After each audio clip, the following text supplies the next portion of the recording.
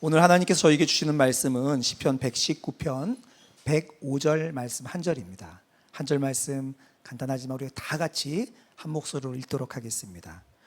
주의 말씀은 내 발의 등이요 내 길의 빛이니이다. 아멘. 하나님의 말씀입니다. 다 함께 자리에 앉겠습니다. 예수님을 처음부터 태어날 때부터 믿었던 분들이 아니고 예수님을 잘 모르다가 예수님을 믿게 된 분들은 놀라운 일들을 경험하게 됩니다. 하나님의 놀라운 은혜를 만나고 나면 어떤 변화들이 일어나냐면 분명 어제와 똑같은 환경과 하루인데 어제랑 전혀 다른 기쁨으로 살아가게 됩니다. 어제는 그렇게 짜증나고 어제는 그렇게 보기 싫었던 하루가 오늘은 전혀 다른 눈으로 열리게 되는 은혜가 예수님을 만난 사람들에게 일어나는 은혜입니다. 그런데 그렇게 은혜를 받고 예수를 믿고 감격 가운데 살아가던 그리스도인들이 모두 만나게 되는 질문들이 있습니다. 그 질문들은 시간이 지나면 계속해서 커져가기 시작합니다. 이런 거예요. 나를 향한 하나님의 뜻은 뭐지? 하나님, 저를 어떤 길로 인도하시나요? 이럴 때는 하나님 뭐 하면 돼요? 무엇을 선택하는 게 하나님의 뜻인가요? 이게 하나님의 뜻인지 아닌지 어떻게 알 수 있어요? 이런 질문들은요, 예수를 믿는 사람들만이 하게 되는 질문이고 예수를 믿고 주님을 따르는 사람들이 모두가 직면하는 부분입니다. 근데 이게 처음 예수를 믿었던 사람들만의 질문이 아니에요. 오랫동안 예수님을 믿어왔던 사람들의 질문이기도 합니다. 심지어 성경을 가르치고 교회를 위해서 섬겨왔던 저와 저의 아내의 질문이기도 했습니다. 옛날에 여러분들 혹시 기억하시는 분들이 계실 거라고 생각하는데 부채도사라고 하는 코미디 프로그램이 있었습니다. 아시는 분들이 계시군요. 네, 우리 90 또래들은 기억을 못할 수도 있어요. 네, 힌트를 좀 드리면 이런 거예요. 실례합니다. 웃는 거 보니까 아시는 분들이 많아지기 시작하시는데요. 이 부채도사라는 코미디 프로그램이 있었는데 이 내용이 아주 간단합니다. 이렇게 점을 보는 사람이 부채신에게 의지해서 점을 보는 거예요. 그래서 부채신을 부르고 부채를 세웠다가 왼쪽으로 쓰러지면 아니다, 오른쪽으로 쓰러지면 그렇다, 이런 거죠. 그래서 그 점괘가 용하다고 해서 각지에서 그 부채신의 점괘를 받기 위해서 오는 에피소드를 가지고 코미디를 만든 코미디 프로그램이죠. 제가 이 얘기를 왜 했냐면요, 우리가 솔직히 이 부채도사처럼 하나님의 말씀을 듣고 하나님의 말씀을 분별하고 싶은 유혹을 받을 때가 굉장히 많습니다. 그냥 하나님께 물어보면 아니다, 그렇다, 이렇게 성경책을 세웠다가 이렇게 해서 탁 쓰러져, 이거 아니군요, 이렇게 하고 싶은 마음이, 유혹이 우리에게 많이 와요. 아마 저를 찾아오셔서 상담을 요청하시고 기도를 요청하셨던 분들 가운데도 그런 분들이 계셨던 것 같습니다. 다는 아니지만 간혹 계셨던 것 같아요. 그래도 목사님이니까 나보다는 좀 더 영적이겠지, 나보다는 하나님 말씀을 더 잘 이해하고 이번에 내가 어떻게 해야 되는지 좀 더 정확하게 들을 수 있지 않을까 하면서 찾아와서 수많은 질문들을 했던 분들이 계십니다. 목사님, 제가 이번에 일자리가 됐는데 주일날도 일해야 된다고 하네요. 갈까요 말까요? 목사님, 제가 이번에 연봉 2배로 올려준다는 회사에서 연락이 왔는데 소문은 좀 안 좋지만 연봉이 2배랍니다. 이번에 그거 지원할까요 말까요? 목사님, 제가 이번에 만난 형제가 자매가 있는데 50%만 마음에 듭니다. 확실하게 잘 모르겠어요. 인 것 같기도 아닌 것 같은데 계속 만날까요 말까요? 이런 질문들을 가지고 오는 경우들이 곧잘 있습니다.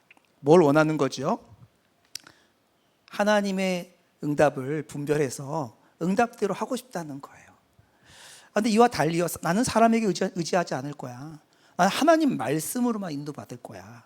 그래서 하나님의 말씀으로 응답받기를 구하면서 말씀을 묵상하고 또 그렇게 하나님께 기도하는 지체들이 있어요. 너무 귀한 결정입니다. 그런데요, 상황이 계속 긴박함으로 물리면 기도해도 안 말씀하시는 것 같고 말씀을 펴도 뭐라고 하는지 모르는 것 같으면 막 이렇게 유혹이 옵니다. 부채도사처럼 하고 싶은 유혹이 오는 거죠. 그래서 정말 간절히 기도하고 하나님 그냥 말씀 보다가 딱 나오면 그걸인지 알겠습니다, 이렇게 하고 싶은 유혹이 오는 거예요. 그래서 간절하게 성경을 펴는 거죠. 한 성도님이 계셨는데 너무나도 간절한 기도 제목이 있었습니다. 사실은 너무나도 다급한 기도의 제목이 있었던 거죠. 그래서 하나님 앞에 이 문제를 어떻게 할까, 정말 죽을 것 같다는 생각이 들어서 하나님께 기도하기 시작했습니다. 근데 하나님이 어떻게 하라고 말씀해 주시면 좋겠는데 안 해주시는 거예요. 그래서 하나님, 말씀으로 제가 분별받겠습니다 하고 말씀을 봐도 안 응답해 주시는 거예요. 그래서 정말 금식하는 마음으로 정말 이렇게 기도한 다음에 하나님, 말씀에서 해주는 대로 그대로 하겠습니다 하고 눈을 감고 성경을 쫙 폈어요. 마태복음 27장이 나온 거예요. 하나님 말씀, 맞다, 읽었는데 이렇게 써 있습니다. 유다가 은을 성소에 던져 놓고 물러가서 스스로 목매어 죽은지라. 이건 아닌 것 같아요. 잘못했어. 그래서 다시 정말 더 간절히 기도하고 정말 절심으로 기도한 다음에 눈물로 기도한 다음에 구약 성경으로 가야겠어. 그리고 구약 성경을 기도하는 마음으로 쫙 폈습니다. 열왕기상 말씀이 펴진 거예요. 열왕기상 18장 말씀. 너희가 어느 때까지 둘 사이에서 머뭇머뭇하렸느냐. 죽으란 말입니까? 이게 굉장히 유명한 설교자들 사이에서 나오는 예화예요. 그런데요, 우리가 실제로 그렇게 하는 경우들이 정말 많아요. 그렇게 하고 싶은 유혹을 받을 때가 많아요. 이건 심지어 선교지에서 돌아와서 하나님께 기도하고 있던 저희 가정에도 있었던 일입니다.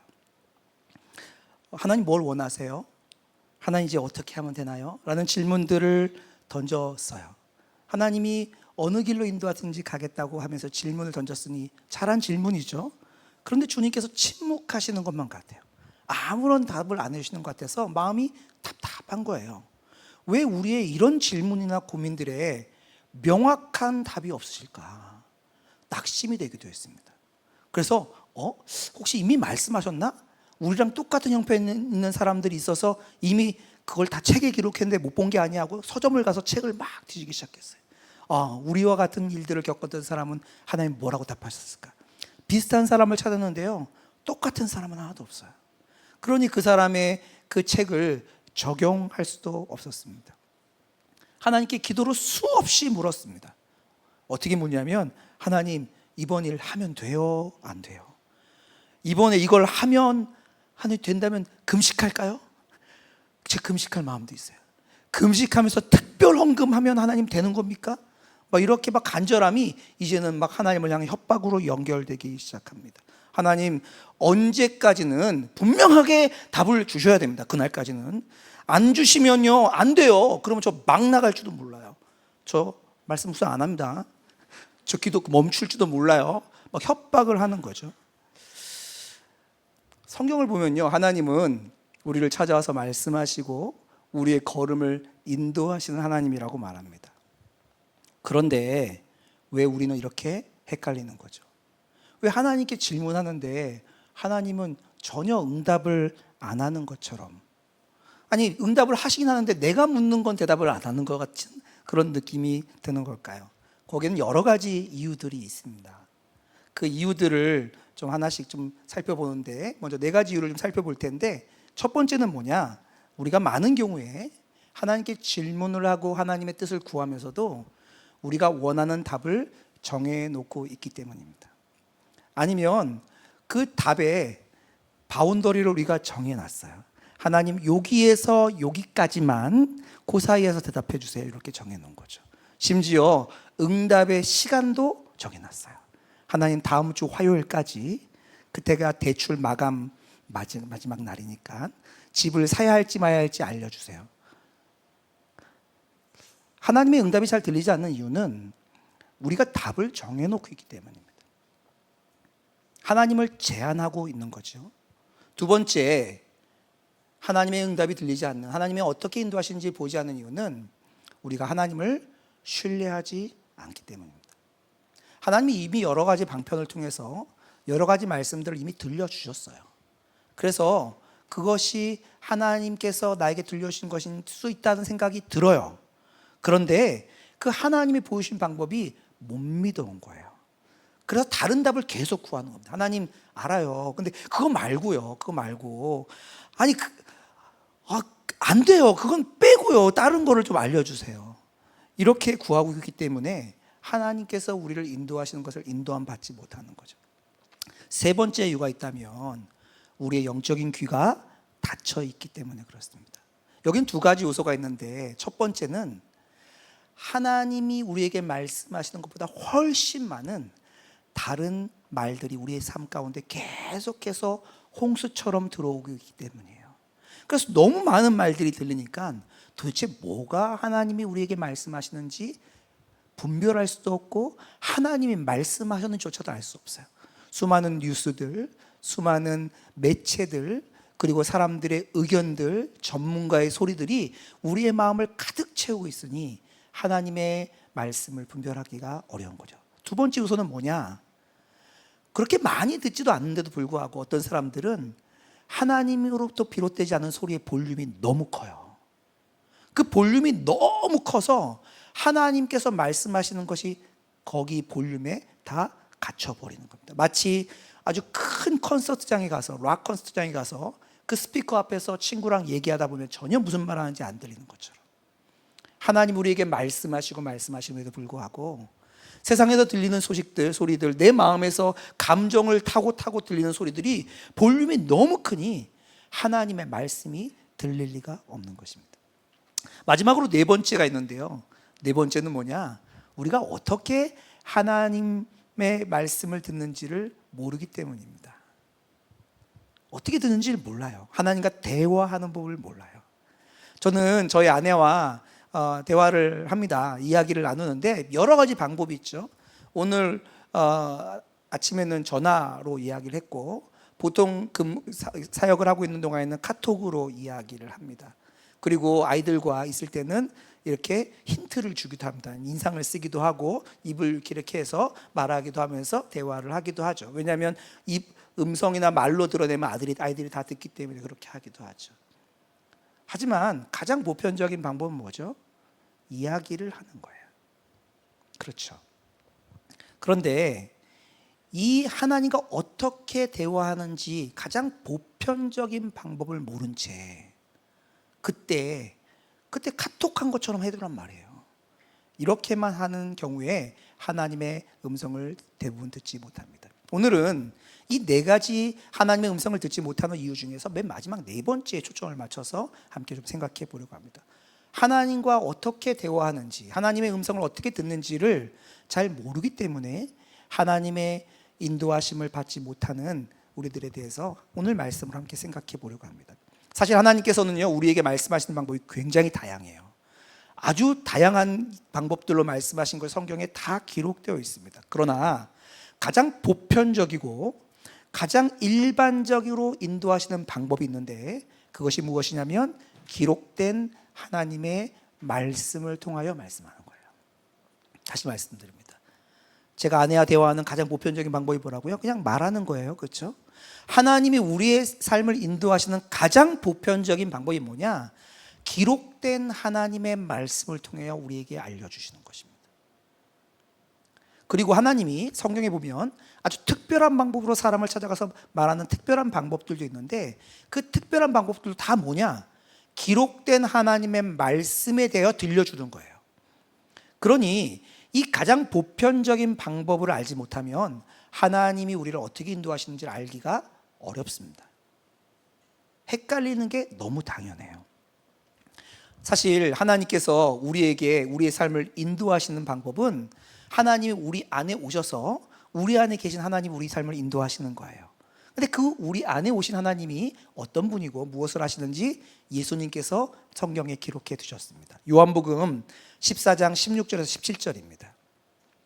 내가 아버지께 구하겠으니 그가 또 다른 보혜사를 너희에게 주사 영원토록 너희와 함께 있게 하리니 그는 진리의 영이라.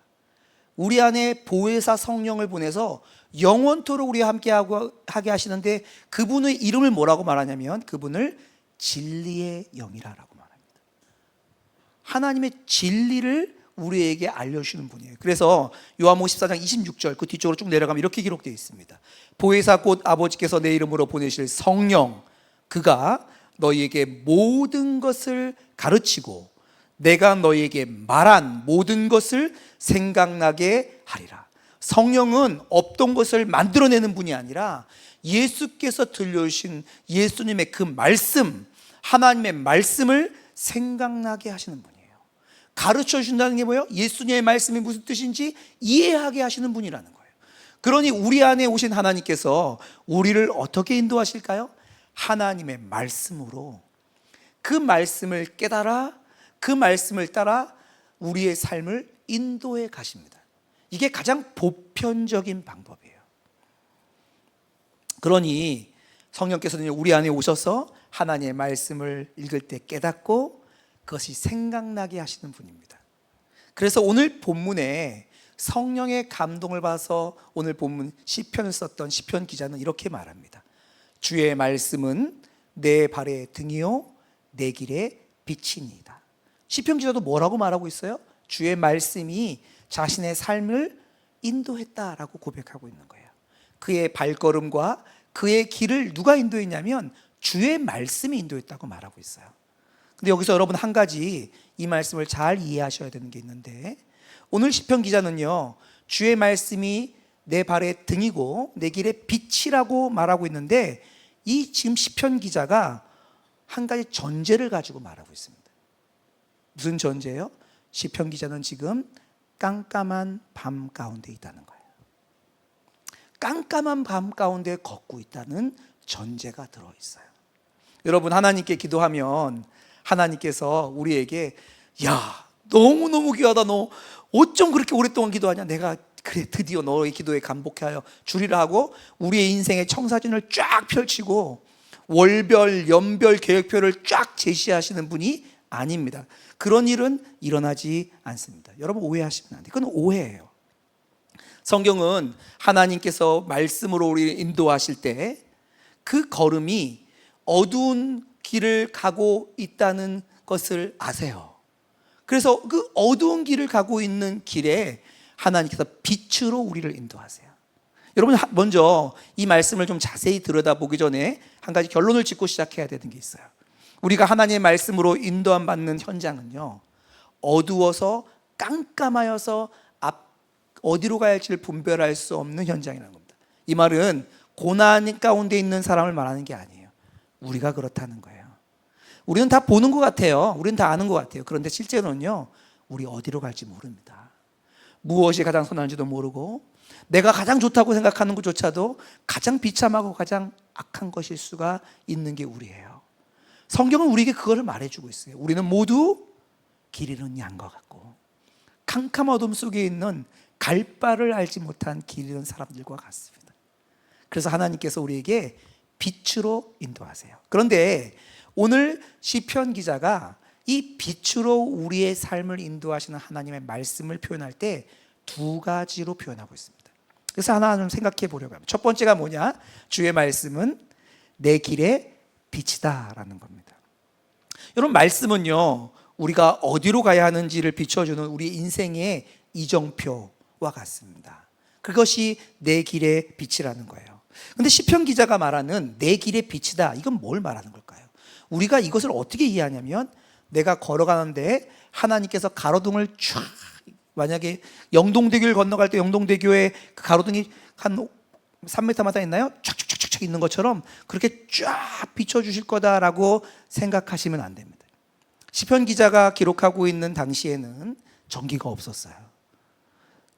굳이 있다고 하면 횃불 정도가 가장 밝은 빛이었던 것입니다. 그러니까 내 길의 빛이다라는 것은 뭐냐? 내가 가야 할 곳의 그 종착점의 빛과 같다는 거예요. 저기 멀리에서 빛이 보이는데, 아 저기구나, 저기가 내가 가야 하는 곳이구나 하는 것처럼 우리가 가야 하는 종착점, 아니면 중간에 반드시 들려야 하는 기착점을 보여주는 빛과 같다는 것이에요.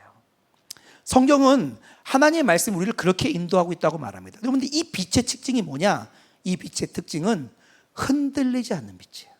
거기에 있어요. 거기에 아주 밝게 내 길을 다 비춰주는 건 아니지만 저기 가면 있구나 하는 것이 있는 거예요. 여러분, 이런 하나님께서 내 길에 빛이 되는 말씀을 들려주신 게 굉장히 여러 가지가 있습니다. 여러분 이미 알고 있는 내용들이 많아요. 저는 모르는데요. 몇 가지만 함께 살펴볼까요? 첫 번째, 여러분 지금 살고 있는 이 땅은 우리의 본향이 아니에요. 우리의 영원한 집이 아니에요. 우리가 정말 잠깐 머무르다가 스치고 지나가는 집에 불과합니다. 우리에게는 영원히 거할 집이 있다고 말하고 있어요. 지금 예수님께서 우리를 위하여 예비하고 있는 그 집, 그 집이 우리의 영원한 집이라고 성경은 말하고 있습니다. 우리를 향해서 가라고 말하는 우리의 길의 빛은 지금 이 땅을 비추지 않고 그 영원한 그 나라를 비추고 있습니다. 두 번째, 어떤 게 있지요? 주님께서 약속하신 대로 주님은 우리를 절대 버리지도 떠나지도 않으십니다. 깜깜한 어둠 속에 있다 보니까요, 혼자 있는 것 같아요. 버려진 것 같아요. 길을 잃은 것 같아요. 그래서 나는 아무 소망이 없는 것 같아요. 그러나 흔들리지 않는 빛이 있습니다. 내가 너를 버리지도 떠나지도 아니하리라. 세상 끝날까지 내가 너희와 항상 함께 하리라. 흔들리지 않는 빛이에요. 어떠한 상황 가운데 있어도, 어떤 절망이 우리를 감싸고 있어도 흔들리지 않는 빛이 우리에게 비춰지고 있어요. 이것이 내 길에 비친 것이죠. 여러분, 우리의 지금 삶의 현장 가운데 우리 다윗 공동체를 만나보면 너무 좋아요, 너무 평안해요, 모든 게 만사형통이에요, 이런 사람은 한 명도 못 만났습니다. 다 고민이 있어요. 다 어려움이 있어요. 우리 삶의 현장에서 만나는 모든 눈물, 한숨, 억울함이 있더라고요. 억울함 반드시 해결됩니다. 반드시 하나님께서 그 모든 실패조차도 모아서 합력하여 가장 좋고 최선의 것으로 바꾸십니다. 이것이 빛이에요. 우리의 길의 빛이에요. 흔들리지 않아요. 내 상황과 내 완악함과 내 실패가 흔들 수 없는 길의 빛이 있는 거예요. 그렇게 하나님께서 우리의 삶의 여정을 인도해 가십니다.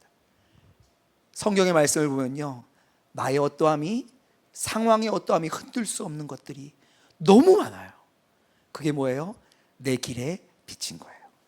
두 번째, 시편 기자는 하나님 우리를 어떻게 인도한다고 말하고 있냐면, 주의 말씀이 내 길의 빛이라고도 말하지만 내 발의 등이다 라고도 말합니다. 이 내 발의 등이다 라는 말은 흔들리는 빛이에요. 움직이는 빛이에요. 여러분, 성경이 말할 때 우리 이렇게 말했으면 좋겠어요. 하나님의 말씀은 태양빛이다. 그래갖고 그냥 쫙 보였으면 좋겠어요. 내일은 어떻게 되고 모레는 어떻게 되고 그 사람은 어떻게 되고 이 직장은 어떻게 되고 다 알려줬으면 좋겠어요. 근데 그렇지 않아요. 성경은 주의 말씀은 내 발의 등이다. 세번역 성경은 내 발의 등불이다. 영어 성경은 내 발의 램프다 라고 말하고 있어요. 이게 뭘 말하죠?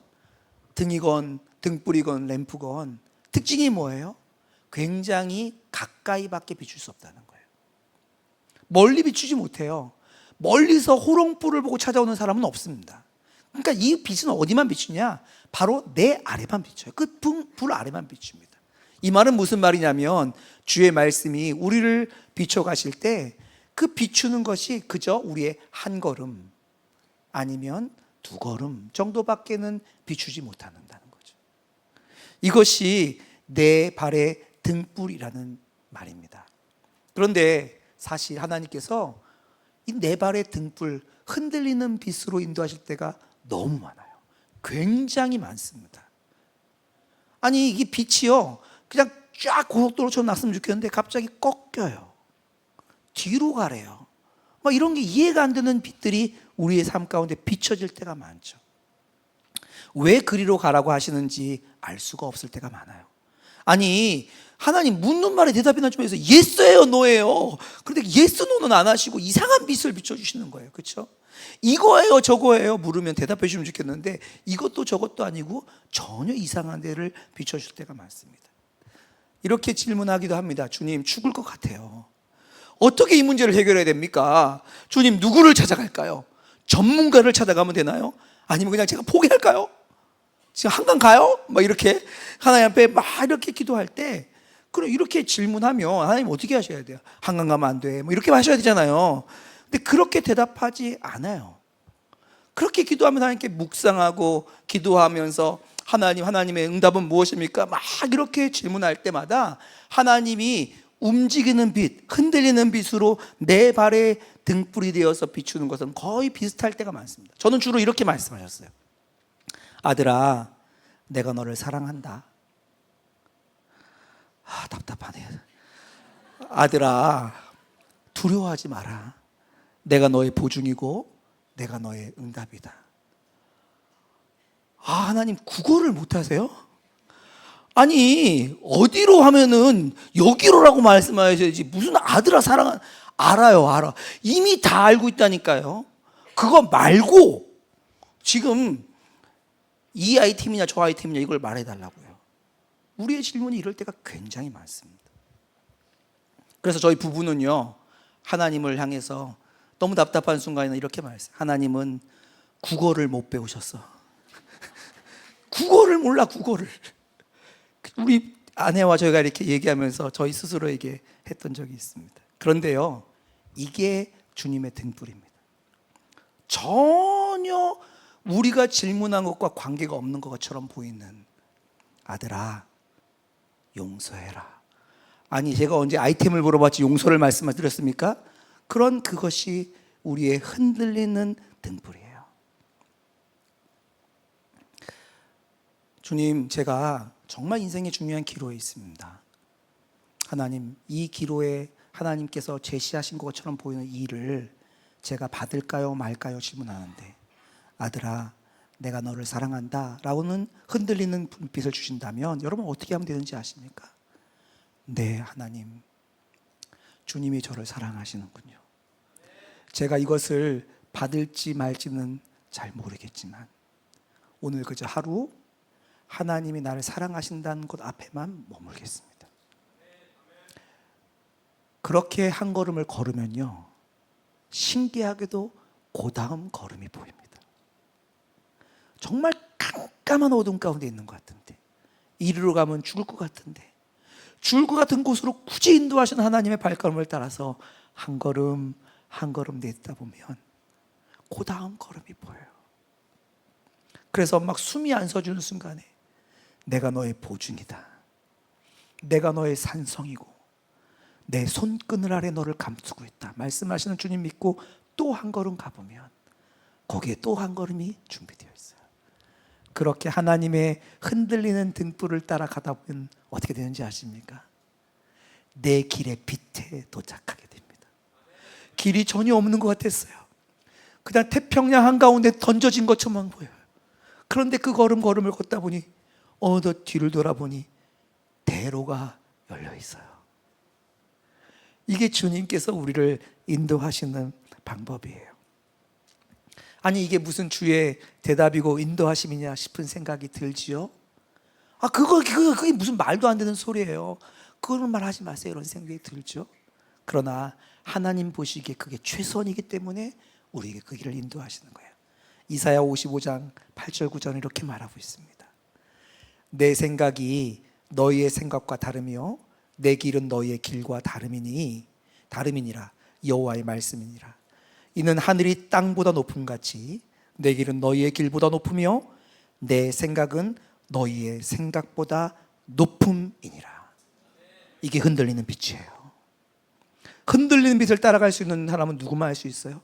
하나님의 생각이 내 생각보다 높다고 믿음으로 인정하는 자만 도착합니다. 아주 10년도 더 된 일인 것 같아요. 여기서 사역하고 있는데 어느 날 갑자기 허리가 아픈 거예요. 딱 아프고 말겠지 했는데 더 많이 아픈 거예요. 그리고 한 3일째 됐는데 이제 기어서 움직이기 시작했어요. 큰일 나겠다. 허리가 이렇게 아프니 사역도 못하고 아무것도 큰일 나겠다 싶어서 당시에 제가 목양하던 그 교구에 있던 한 한의사를 찾아갔습니다. 그 허리가 아프다고 하니까 여러 가지 검사를 하고 이제 침을 맞는데 이 한의사가 돌팔이처럼 침을 어디다 놓냐면 제 배에다가 침을 놓는 거예요. 아니 허리가 아프다고 그렇게 설명하고 검사를 했는데 배에다가 침을 넣는 거예요. 그러면서 하는 말이, 목사님 지금 허리 아픈 부위를 붙잡고 있는 근육이 배로 들어와 있는데 이 배의 근육이 문제가 있습니다 하고 침을 놨어요. 기어갔다가 걸어 나왔습니다. 우리는요 한의사 말 믿어요. 아니 허리 아픈데 배에다 침 넣는다고 하면 배를 깐다니까요.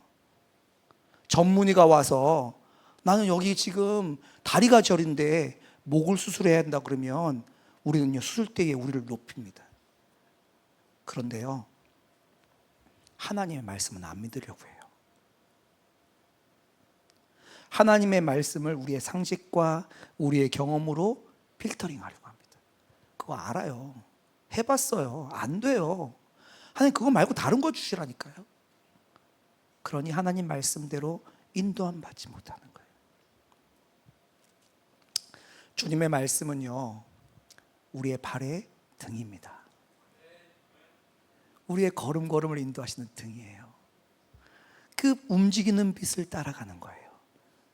그것이 그리스도인이 하나님의 말씀을 따라 인도함 받는 법입니다. 혹시 어떤 사람들이 와서 내가 기도했는데 보였어, 그리고 좀 더 보일 것 같아, 이런 사람도 있으면 따라가지 마세요. 이상한 사람일 가능성이 높습니다. 하나님의 말씀이 우리를 비춰서 인도해 가시는 거예요. 여러분 전혀 엉뚱한 곳으로 가는 것처럼 보일 때도 있어요. 그렇게 하면 망하는 것처럼 보일 때도 있어요. 근데 믿고 따라가면 어떤 일이 일어나는지 아십니까? 반드시 살아납니다. 망하는 것처럼 보이는 그 길인데도 한 걸음 한 걸음 내딛고 따라가면 그 길 가운데 하나님의 역사를 만나게 돼요. 우리의 지식을 따라가면 세상의 논리를 만나는데 하나님의 말씀을 따라가면 하나님이 아니고서 설명할 수 없는 역사를 만나게 되는 거예요. 이것이 하나님의 말씀을 따라가는 삶입니다. 여러분 우리 교회는 오늘 말씀 함께 특별 주일로 모였습니다. 그리고 우리 교회는 하나님의 말씀의 빛을 따라가는 방법으로, 도구로 말씀 함께라고 하는 묵상 교재를 사용합니다. 지난 2년간 그 묵상 교재를 가지고 우리가 묵상해 왔어요. 오늘 이 일에 특별한 증인을 한 명 이 자리에 초대합니다. 다윗 공동체의 임미영 자매님. 그의 그 흔들리는 말씀을 따라갔던 여정에 대해서 들을 텐데요. 떨고 있을 거예요. 박수로 좀 격려해 주실까요? 네.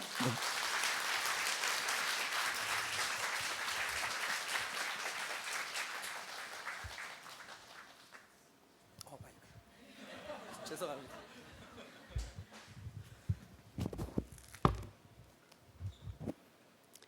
새벽 기도의 말씀을 들으며 그날 주시는 메시지를 기록하고 있는데, 말씀 함기도 해야 할까?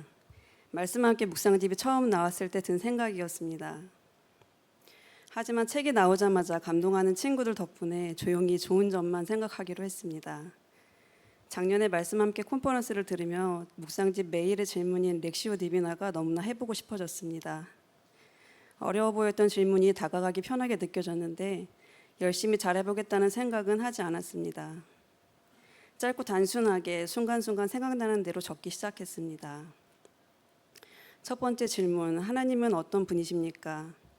어린아이도 말씀에서 하나님을 찾을 수 있을 만큼 말씀은 어려운 게 아니고, 말씀에서 직접 하나님을 만난 아이는 커가며 어려울 때 그 하나님을 붙잡게 된다는 이야기가 생각났습니다. 그렇다면 나도 말씀에서 직접 하나님을 발견할 수 있을 거라는 기대를 갖고 첫 번째 질문부터 답해봤습니다.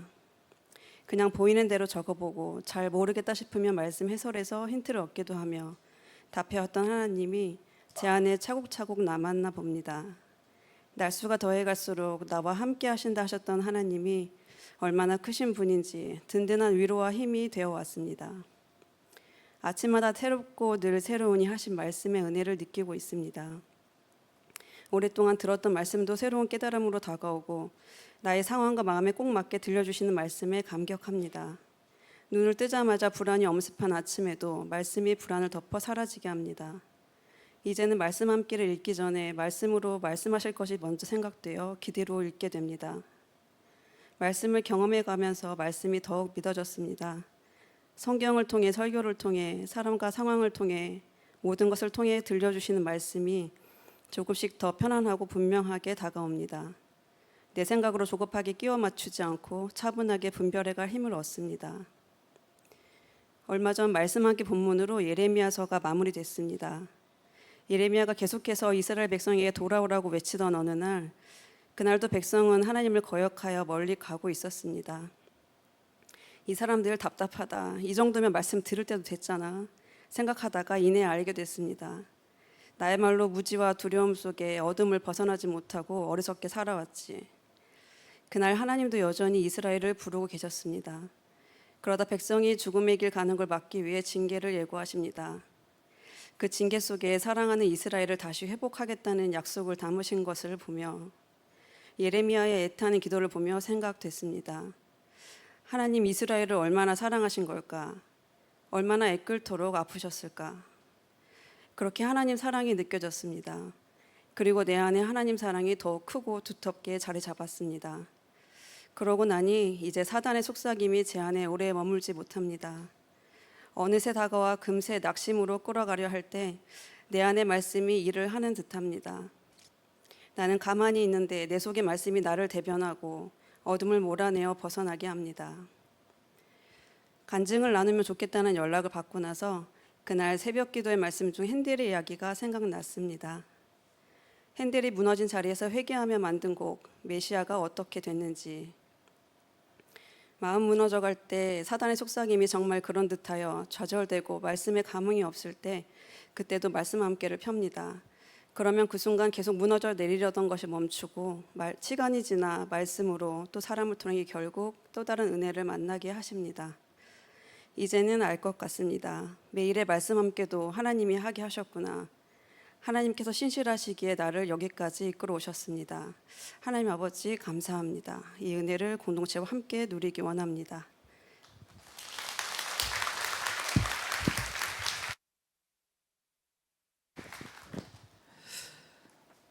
여러분, 하나님은 말씀으로 인도하십니다. 어떤 신학 공부를 한 목사나 특별한 지식을 있는 사람이 아니라 어린아이에서부터 시작하여 심지어 글을 읽지 못하여 누군가에게 들어야 하는 원주민들도 하나님의 말씀이 그들을 인도해 가십니다. 그리고 하나님은 그 일을 원하셔서 우리의 삶 가운데 찾아오셨습니다.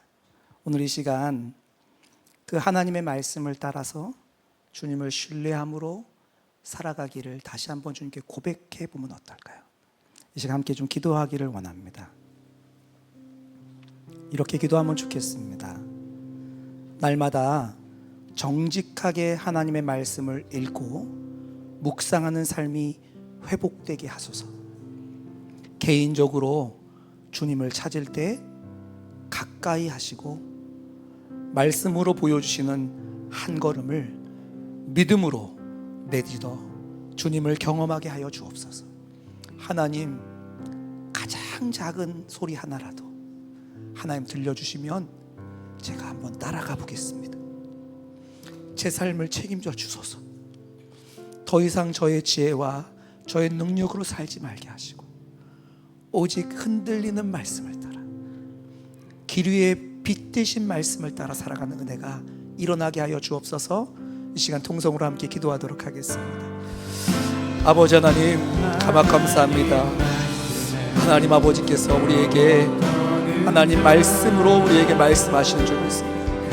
하나님 기록된 말씀 가운데 우리를 삶을 인도하시고 이끌어 가시는 줄 믿습니다. 각 사람에게 다양하게 말씀하시고 각 사람에게 하나님 전혀 특별한 방법들로 말씀하시는 주님께서 오늘 다윗 공동체 예배에 나와 하나님 말씀의 펴기로 결심하고 하나님 말씀을 펴고 주님 앞에 서기로 결심하는 모든 지체들 안에 말씀하시고 인도하시고 붙들어 주실 믿습니다.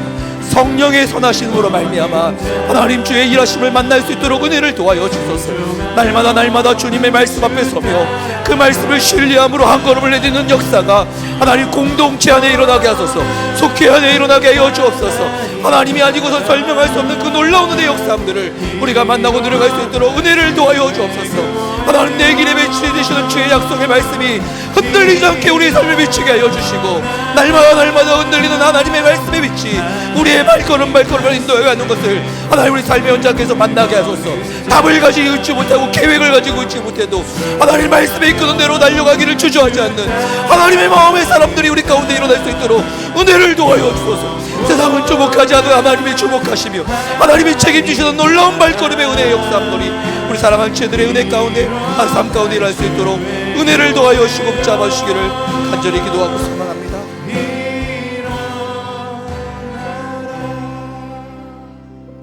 살아계신 하나님 아버지, 우리가 다시 살아계신 하나님 아버지 앞에 나와섰습니다.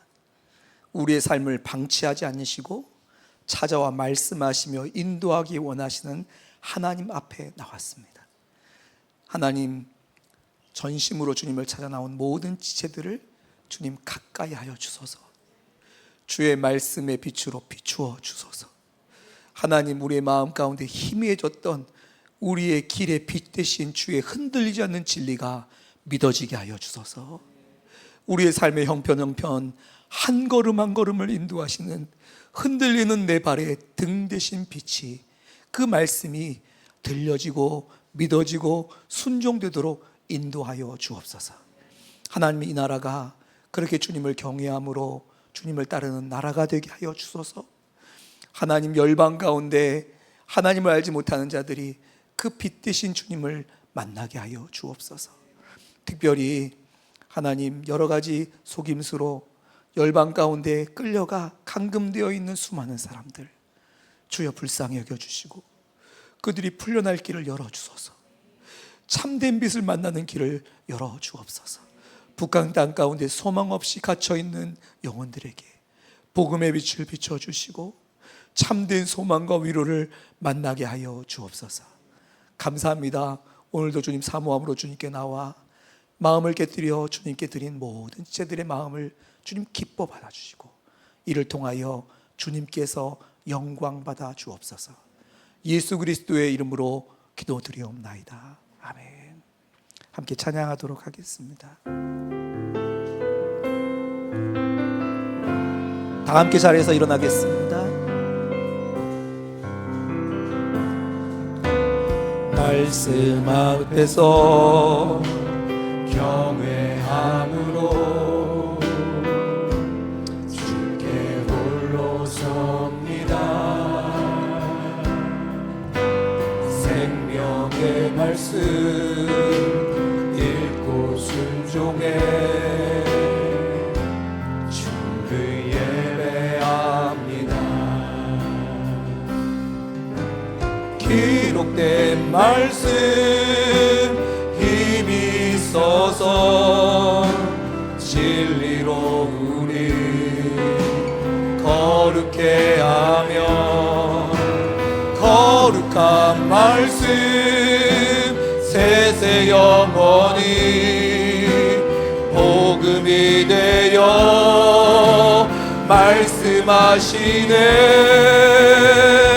하나님 말씀에 두려워 떠는 자,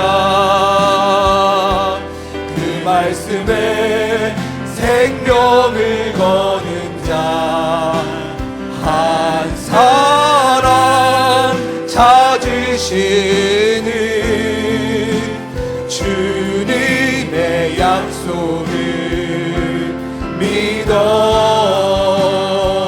하나님 말씀에 운명을 거는 자, 순종하며 주 따라가는 자, 영원한 하나님 나라 이뤄갈 주의 교회여 일어나라. 주 말씀은 우리를 구원에 이르시리니 목숨과 내 뜻 다해 그 말씀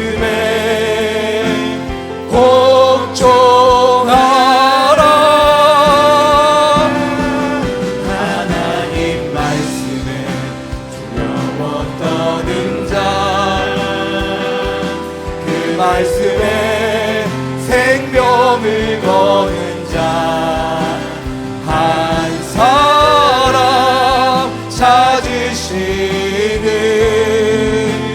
주님의 약속을 믿어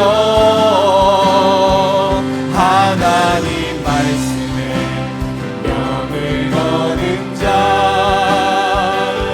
순종하며 주 따라가는 자 영원한 하나님 나라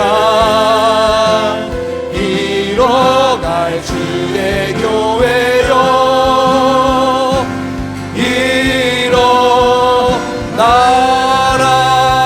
일어나라. 기도하겠습니다. 이제는 우리 주 예수 그리스도의 은혜와 아버지 하나님의 측량할 수 없는 완전하신 사랑하심과 성령께서 친히 진리의 영으로 우리 가운데 오셔서 우리에게 흔들리지 않는 진리의 빛으로 날마다의 삶의 한 걸음을 비추시는 움직이는 빛으로 역사하심이 오늘 예배 앞에 나와 주님 앞에 마음을 결단한 모든 성도들 위해 온라인으로 예배하는 모든 성도들 위해 영원토록 함께 하시기를 축원하옵나이다. 아멘.